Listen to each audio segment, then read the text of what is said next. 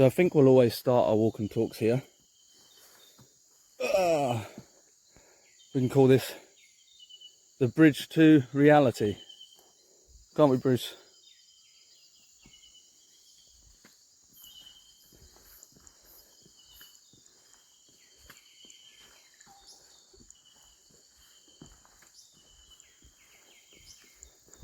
Alright, so as we cross the bridge, we'll start our walk and talk. So today's walk and talk is going to be a nice easy one, a nice light talk about enlightenment and illumination and what the difference is between the two.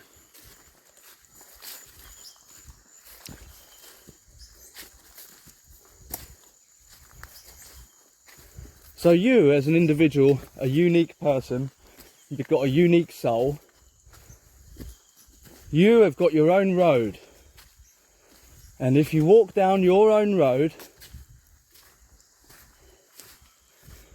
you'll get to the end of that road and you'll find a number of hills that you have to walk over. And once you walk over those hills, you're going to find a mountain that you need to climb. And once you get to the top of that mountain, you're going to discover that there's a number of false peaks, dozens of them.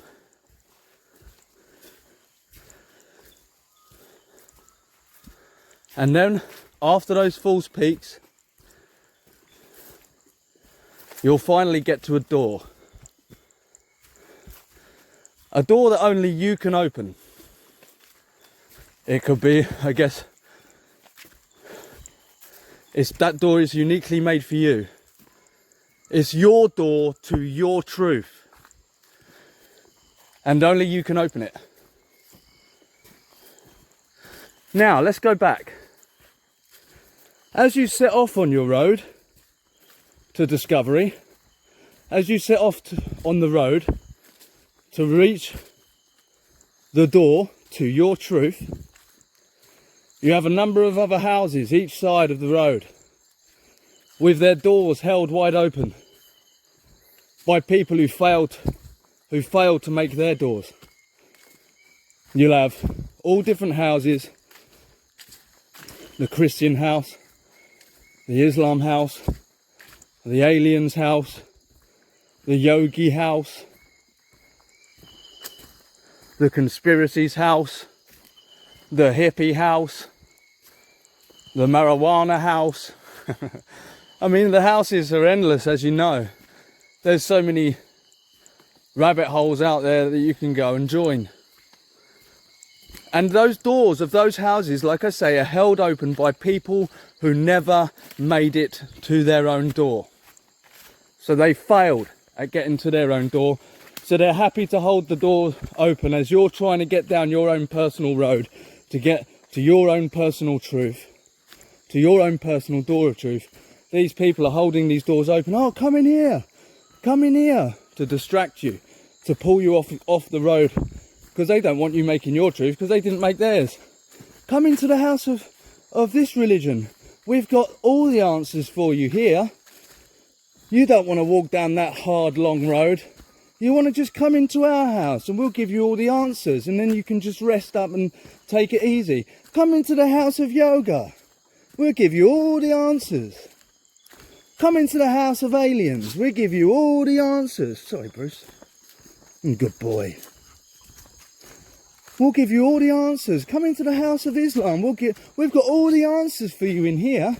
Don't go down your hard road. Don't go down the road on your own. That's a hard road to go down.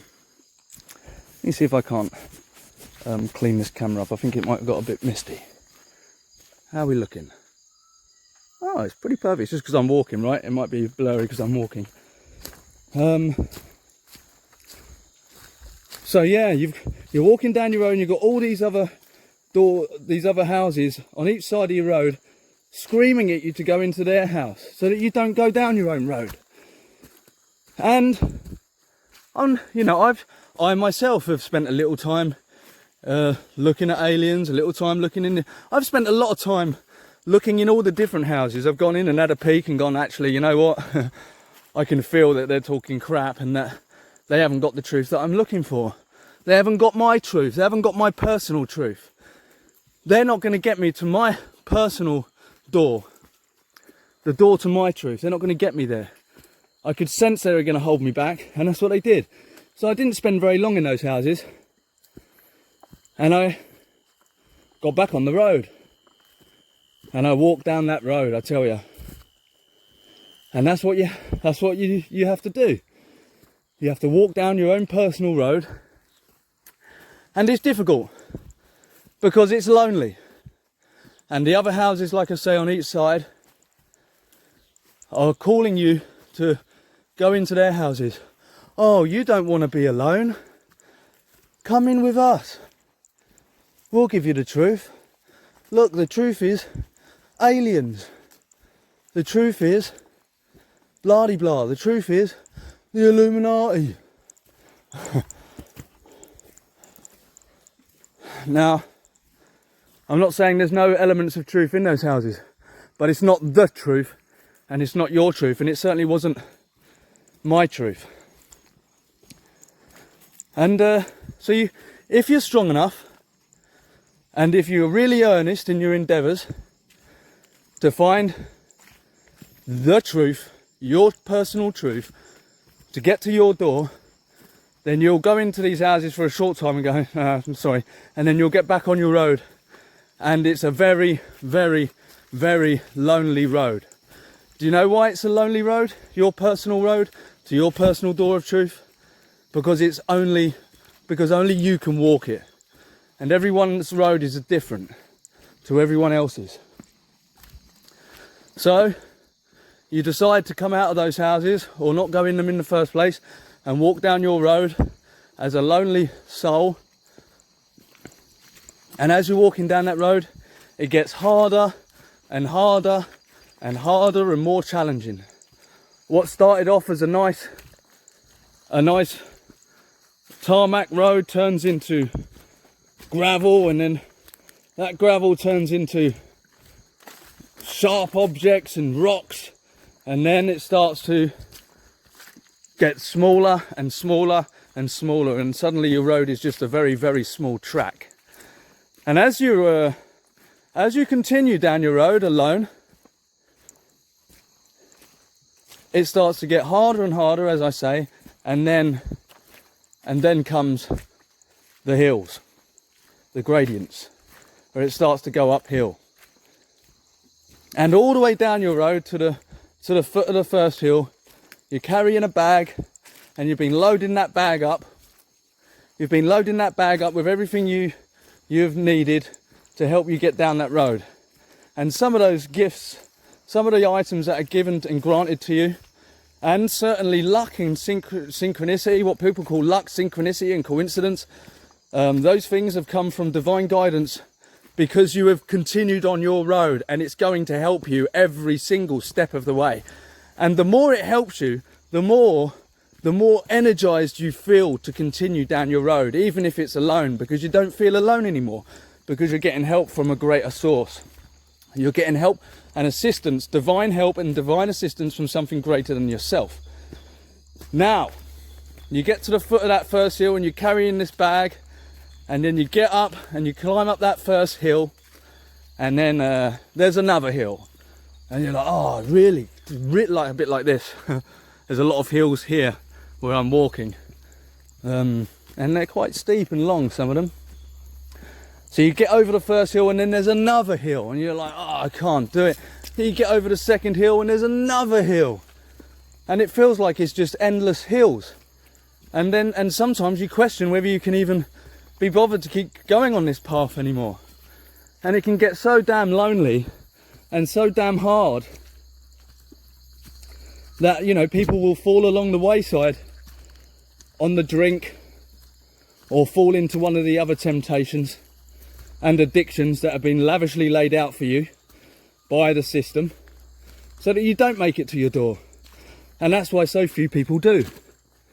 So you get over that last hill, and your bag now the bag you've been carrying is now even bigger, with all of the items and all of the stuff that you've needed to get you through down the road and over them hills.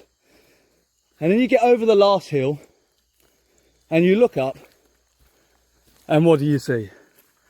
A huge, huge mountain. And that's, you know, it breaks your morale. Of course it breaks your morale. And you really don't think that you can do it anymore. You thought, you know, you've done all that road, all of them trails, all of them hills, and now there's a mountain with snow on the top. So it's a really high mountain. And yet, many people will give up there. Most people have already given up ages ago. They've gone into one of them houses and let their truth be fed to them by somebody who didn't get to their truth. So, now you're at the base of this mountain. And with every ounce of being, you start to walk and you start to go up that mountain. And again, all the way through, you're assisted by divine guidance, bringing you fortune, luck, good fortune, luck, coincidence and synchronicity, what people call those things. And you start going up the hill, and what I mean by synchronicity, it can bring people into your life, it can bring animals, like Bruce is definitely one major synchronicity, one massive divine gift given to me for the path that I'm on. Right? I mean, it can come to you in all kinds of ways, but you know it's come from a divine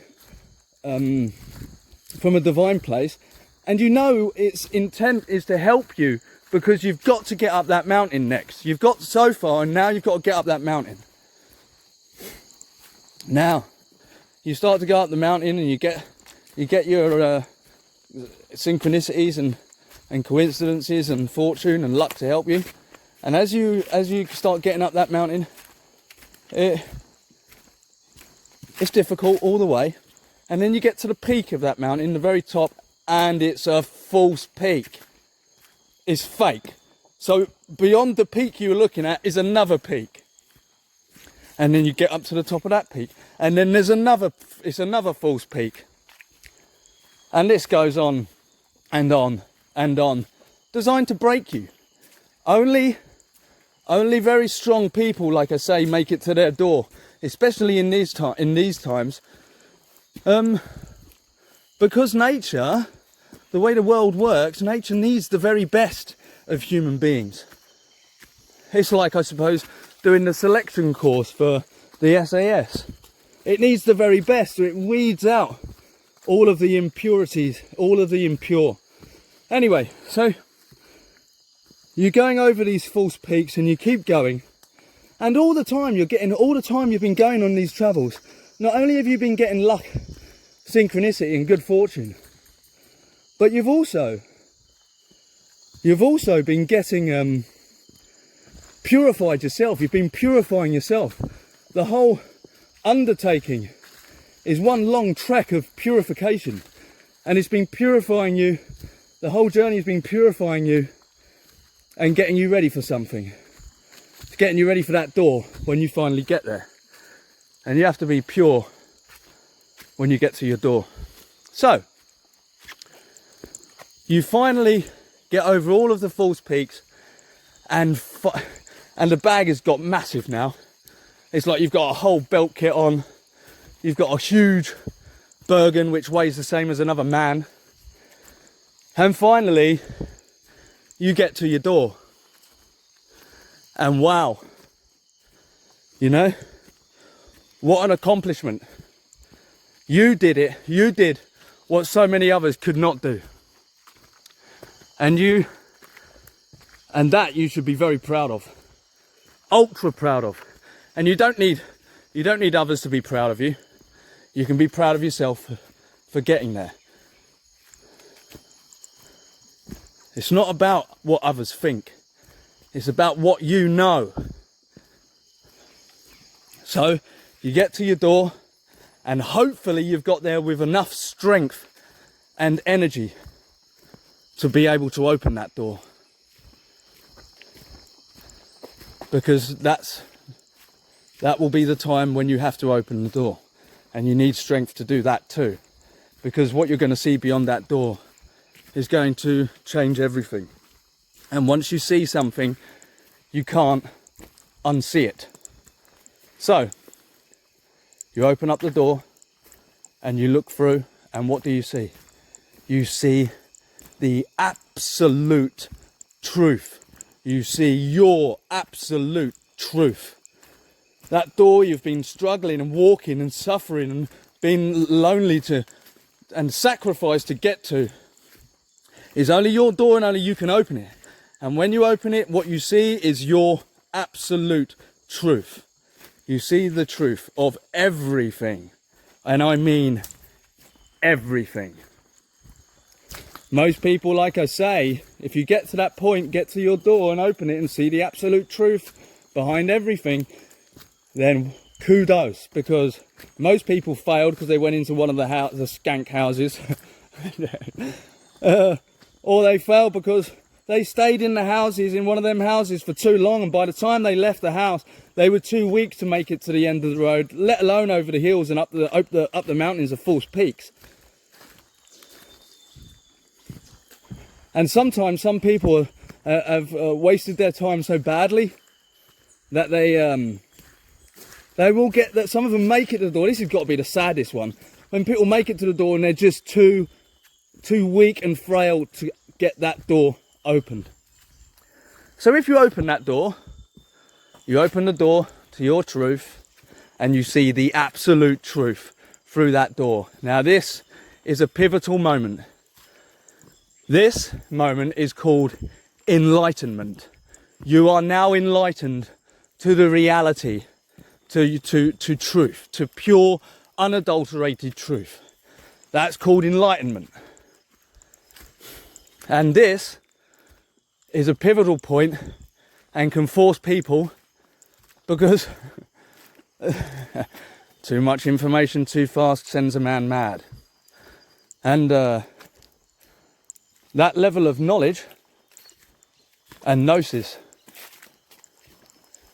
can get people, especially who had addictions, back on those addictions very, very quickly. Because it's a frightening thing, right? But it gets worse. We're not done yet. So you finally get to your door, open it and look through. You're only looking through the door. And you're seeing the absolute truth. And that's called enlightenment. You are now enlightened to reality and the truth of reality. Now the next step is a far greater challenge.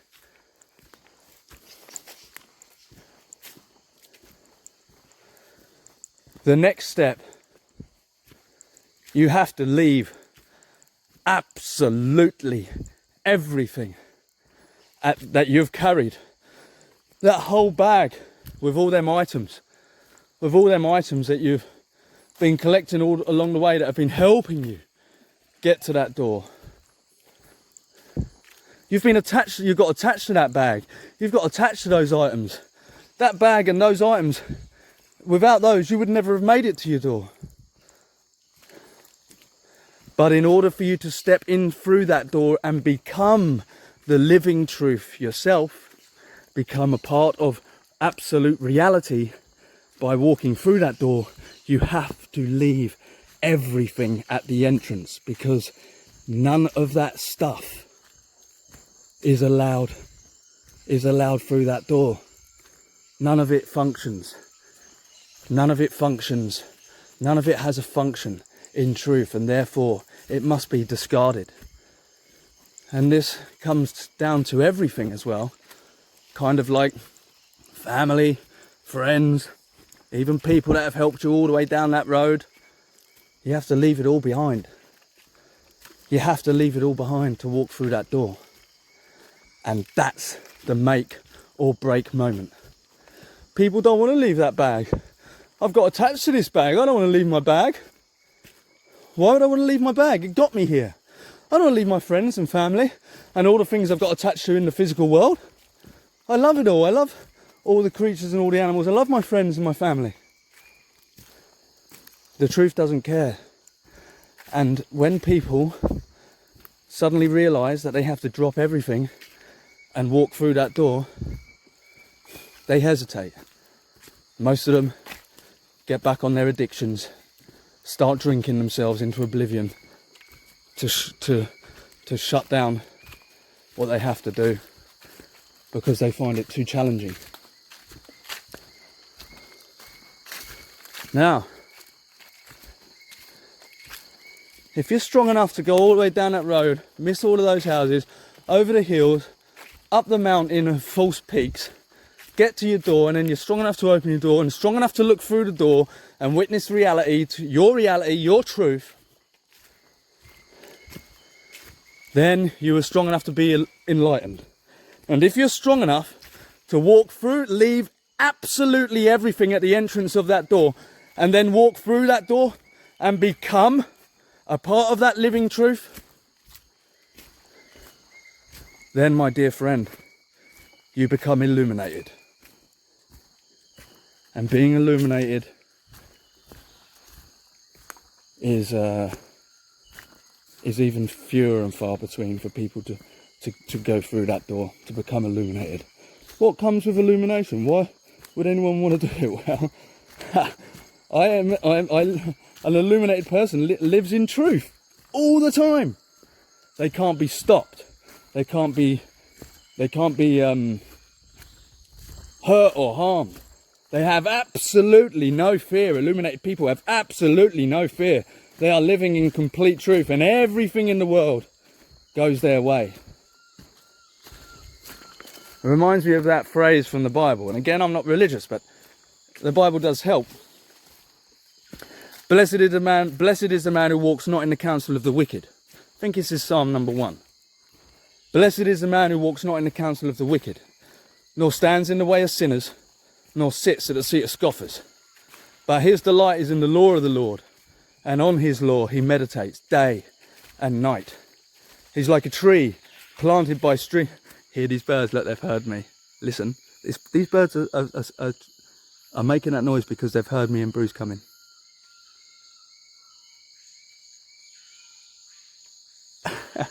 This is so beautiful. Anyway, so where was I? Yeah, Psalm 1. Blessed is the man who walks not in the counsel of the wicked, nor stands in the way of sinners, nor sits in the seat of scoffers. But his delight is in the law of the Lord, and on his law he meditates day and night. He's like a tree planted by streams of water. He brings forth his fruit in season, his leaf does not wither, and in everything he does, he prospers. The wicked are not so. They are like chaff that the wind blows away. Therefore the wicked will not stand in the judgment, nor sinners in the congregation of the righteous. For the Lord knows the way of the righteous, but the way of the wicked will perish. Just have a listen to these little ones. Woo, woo, woo. See, it's straight back.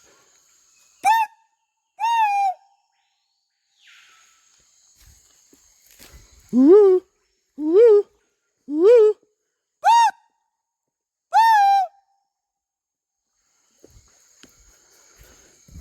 Woo, woo, woo. Oh, I love them so much. Right, so I think, this video's gone on quite a bit. Let me finish off.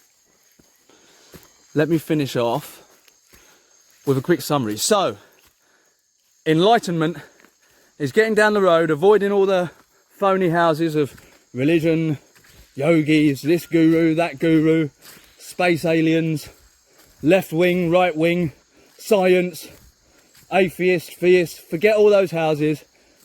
You get that, walk down your road, get to the hill, walk over the hills, many of them, then come to the mountain of false peaks and get over that mountain and the false peaks and get to your door, open up your door and look through the door, and you see your ultimate truth. You see ultimate reality. That's called enlightenment. A person that's at that stage of the game is enlightened. And then the person leaving everything they've accumulated on that long road, hills and mountain, his big bag, his family, his friends, Everything in the physical world has to be left at the door, at the entrance, for the person to walk into the door of their truth and become a part of the truth themselves, a part of the living truth themselves. And once a person does that, that's called illuminated. That person is then illuminated. Woo, woo, woo. Rooski. Hello, Rooski Roo. Oh, Rooski Roo. Right, we'll leave it. We'll leave it there. I hope this video helps you. I'm going to give you a deal. If we make it on whatever channel we're on, once we make it to 100 subscribers or followers, we'll drop another walk and talk. Be blessed. Be kind. Goodbye.